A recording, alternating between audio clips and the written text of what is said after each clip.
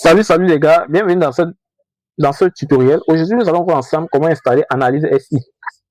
Alors, c'est quoi Analyse SI?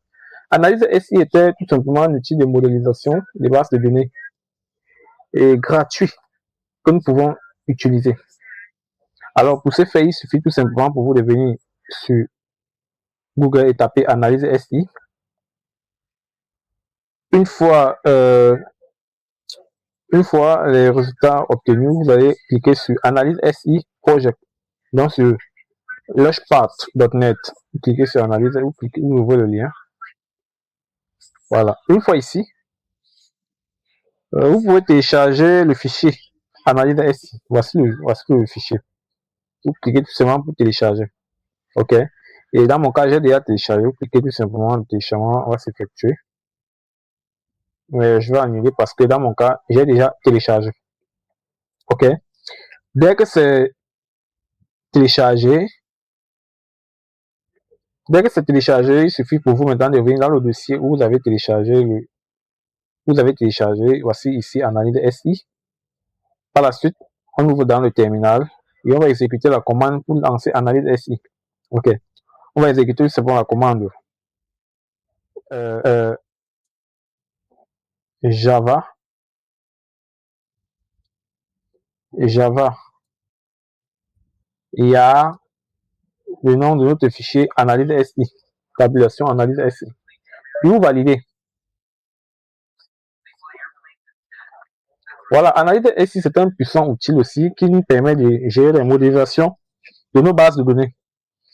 L'analyse SI permet de générer le dictionnaire à partir du MCD, modèle conceptuel de données. Analyse SI peut générer votre dictionnaire de données, même le code SQL, et ainsi de suite, même le MPD également. OK. Donc, si on vient par exemple ici, quand on essaie de créer par exemple, voilà, si on essaie par exemple de créer par exemple une classe produit,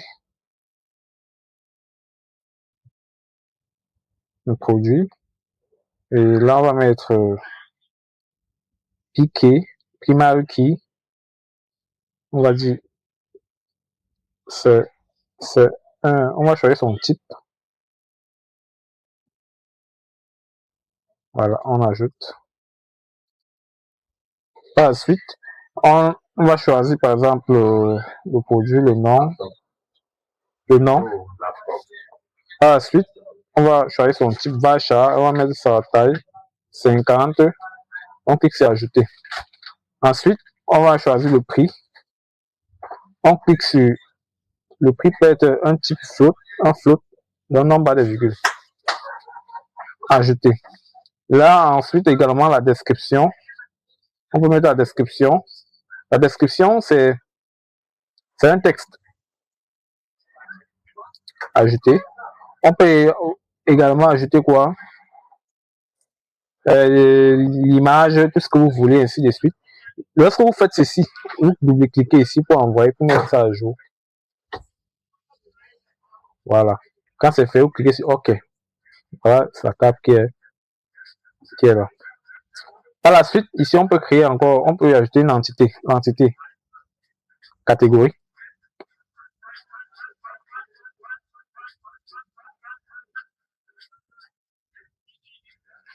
Catégorie. Ici, on met son piqué qui est un int.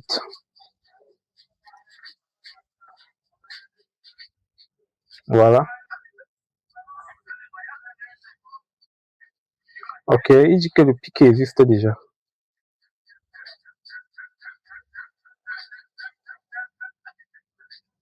Son âge, s'ils veulent.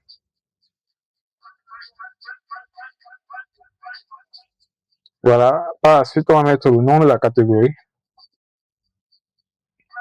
qui est un achat. On peut mettre également le nom catégorie.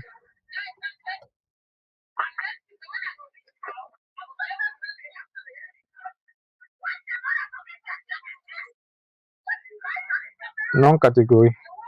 Ici, on va mettre le piqué catégorie.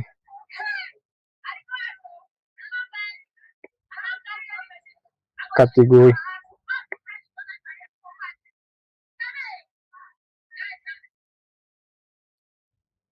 Ici, on peut mettre la date. Quel est le type datetime? Ça a plusieurs types. C'est un logiciel quand même très intéressant que vous pouvez installer sur Linux ou sur Windows. Datetime. Datetime, ok.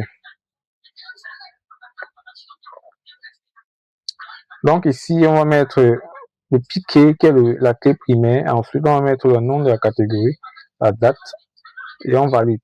Ok. Ici, on va modifier cette table. On va mettre d'abord le nom produit, ID produit, ou piqué produit, primary key.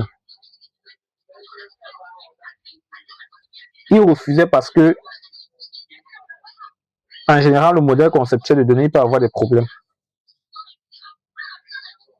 Ou le dictionnaire de données peut avoir des. Peut avoir. On va le remonter plus haut. Cela dit. Il peut avoir. Il refusait parce qu'en général, le modèle conceptuel de données, il pourra avoir des conflits, tout simplement. Ok. Voilà. Voilà comment on utilise ce logiciel. Maintenant, si on veut mettre des relations, par exemple, ici, on va utiliser celui-ci pour les associations. On peut, par exemple, dire, on peut nommer ça contient, on va dire contient. Ici, on va dire que OK. Là, maintenant, on va mettre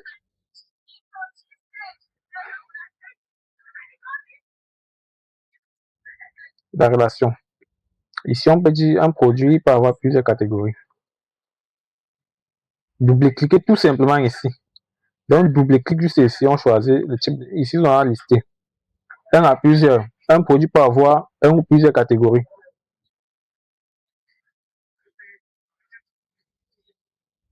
Maintenant, une catégorie peut avoir 0 ou 1 produit. OK. Donc, c'est un puissant logiciel que vous pouvez, en plus, c'est flexible. Vous pouvez utiliser pour modéliser vos projets. Donc, voilà. Et vous voyez, lorsque vous terminez, ici, on peut cliquer sur le dictionnaire. Là, ça génère le dictionnaire de données. Ici, j'ai mon dictionnaire de données que ça a généré. C'est très, très intéressant. Ici aussi, on a le MPD.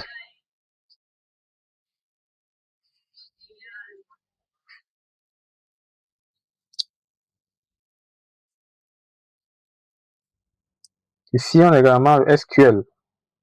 Ce qui est intéressant, c'est qu'on peut même connecter ça à notre base de données. OK.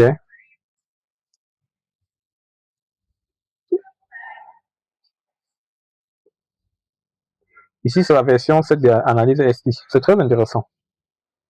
Vous pouvez copier ça. Maintenant, lorsque vous finissez, vous pouvez sauvegarder. Ou à défaut, vous faites la capture d'écran. Moi, je peux sauvegarder ça. Ou à défaut, vous faites la capture d'écran. C'est à vous de voir.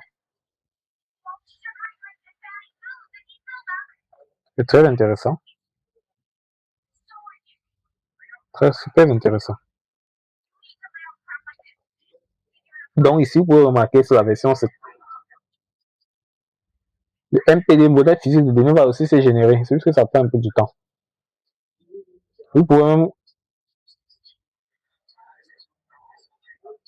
Voici également le code SQL que ça a généré. Donc si vous utilisez, vous coupez ce code et si vous partez mettre dans votre projet ou bien vous partez exécuter où vous voulez, ou à défaut, vous partez utiliser comme vous voulez. Donc voici le code.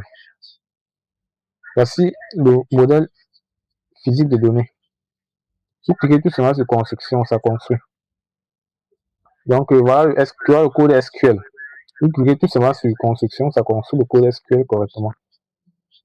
C'est très puissant, c'est très intéressant. C'est super intéressant. Et là, vous n'avez pas. Ça vous facilite aussi la tâche. Donc vous avez directement le QR code, le SQL. C'est très intéressant. Donc, c'était tout pour ce tutoriel. Si vous avez aimé, n'hésitez pas à partager, à liker, vous abonner pour ne pas manquer aucune de nos vidéos. Si vous êtes également un développeur passionné par l'intelligence artificielle, par la programmation Python en particulier, n'hésitez pas surtout à vous abonner sur notre chaîne parce qu'ici, je partage avec vous tout mon quotidien. Et aussi, on va parler de Docker, de AWS et bien d'autres éléments. Alors, merci et abonnez-vous dans une prochaine vidéo. C'était Thierry, développeur. Merci.